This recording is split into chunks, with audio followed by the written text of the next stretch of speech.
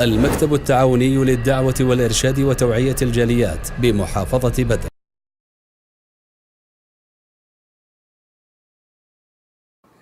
اس واقعے کو آپ نے غور سے سننا ہے، صحیح بخاری کے اندر موجود ہے۔ جب آپ نے فتح مکہ کے موقع پر آپ کے ساتھ صحابہ بھی تھے، آپ مکہ میں داخل ہوئے تو ایک صحابی کہنے لگے الیوم یوم الملحمہ، آج تو کافروں کے ٹکڑے کرنے کا دن ہے، آج تو ان کے گوشت بنانے کا دن ہے۔ تو نبی رحمت علیہ الصلوۃ والسلام نے کیا فرمایا؟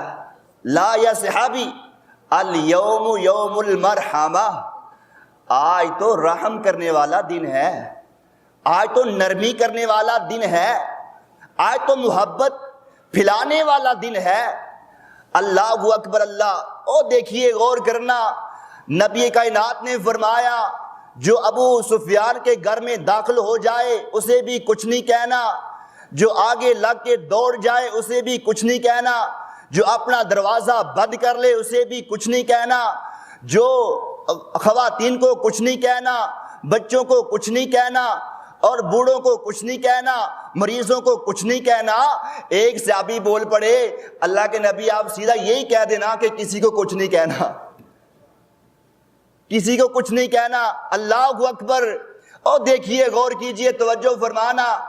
اب یہ جب آپ نے فتح مکہ کے موقع پر ان سب کو آپ نے جب قیدی بنایا، بیت اللہ میں لائے گئے، سب یہ آپ کے سامنے کھڑے ہیں، اپنے سر کو نیچا کر کے اب پریشان ہیں، غم زدہ ہیں۔ تو نبی کائنات علیہ الصلوۃ والسلام بیت اللہ کے دروازے کے اوپر داخل ہوئے، ایسے آپ نے دونوں دہلیزوں کی طرف اپنے ہاتھوں کو رکھا، اور ہاتھ رکھ کے آپ کیا فرما رہے تھے؟ دروازے کے اندر کھڑا ہو کے آپ یہ فرما رہے تھے، او مکہ والو، مجھے وہ دن بھی یاد ہیں جب تم نے میری بیٹی زینب کو خنجر مارے، ان کو شہید کیا۔ او مکہ والو، مجھے وہ دن بھی یاد ہیں جب تم نے مجھے مجنون پاگل دیوانہ کہا۔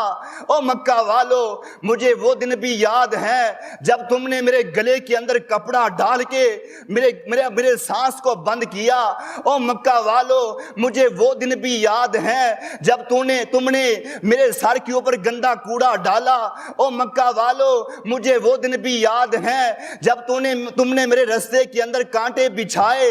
او مکہ والو، تم نے کون سی ایسی زیادتی ہے جو تم نے نہیں کی؟ او مکہ والو، مجھے وہ دن بھی یاد ہے کہ جب تم نے مجھے مکہ چھوڑنے پہ مجبور کر دیا، میں مکے سے باہر نکل کے روتا رہا۔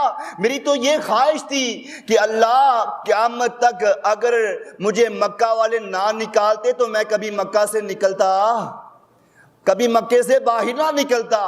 یہ تھی آپ کی محبت مکہ کے ساتھ۔ لیکن مکہ والو، تم نے ہر ظلم زیادتی کی۔ مکہ والو، مجھے وہ دن بھی یاد ہیں کہ جب تم نے مجھے شیب ابی طالب کے اندر 2 سال کے لیے بند کیا، میں پتے کھا کے گزارا کرتا رہا، میرے صحابہ پتے کھا کر گزارا کرتے رہے، بچے بلبلاتے رہے۔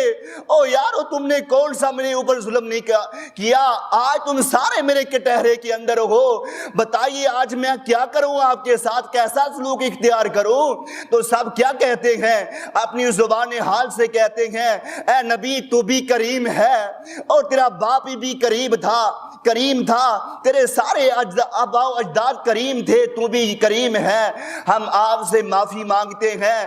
تو نبی کائنات علیہ الصلوۃ والسلام نے کیا کہا؟